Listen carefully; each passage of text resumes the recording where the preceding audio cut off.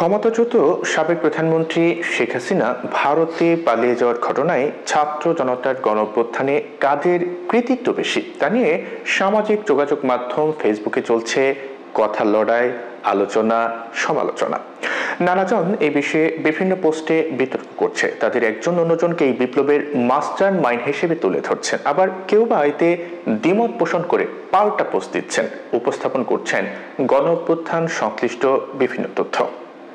শনিবার এই সংক্রান্ত একটি পোস্ট করেছেন সাংবাদিক জুলকারনাইন সায়ের খান। তার পোস্টটি শেয়ার করে অনেকেই পক্ষে বিপক্ষে মত দিয়েছেন। এবার এ নিয়ে ফেসবুকে পোস্ট করেছেন বিএনপির মহাসচিব মির্জা ফখরুল ইসলাম আলমগীর।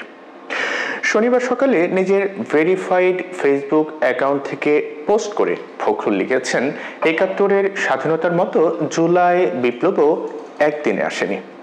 পোস্টে মির্জা ফখরুল ইসলাম আলমগীর আরো লিখেন যে ১৯৭১ সালে স্বাধীন হওয়া একদিনে ঘটেনি, মিলিয়ন মিলিয়ন মানুষ মারা গিয়েছিল অথবা আহত হয়েছিল এবং অসংখ্য মানুষ আমাদের স্বাধীনতার জন্য লড়াই করেছে, তাই আমরা এটি অর্জন করেছি, কৃতিত্ব সবার। মির্জা ফখরুল ইসলাম আলমগীর আরো বলেন, হাসিনার পতন একদিনে ঘটেনি, এর পেছনে অনেক বছরের ত্যাগ ও সংগ্রাম আছে। হাজার হাজার মানুষ যারা মারা গেছেন, আহত হয়েছেন, অপহৃত হয়েছেন মুক্তির জন্য। এর ফলস্বরূপ ২০২৪ সালের ৫ অগস্ট হাসিনা পালিয়ে গিয়েছিলেন।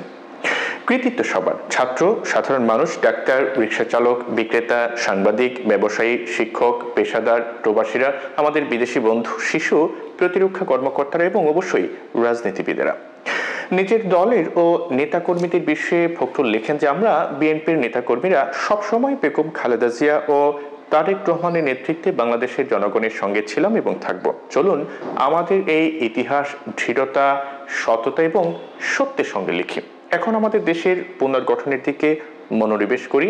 সবার আগে বাংলাদেশ, বাংলাদেশ জিন্দাবাদ।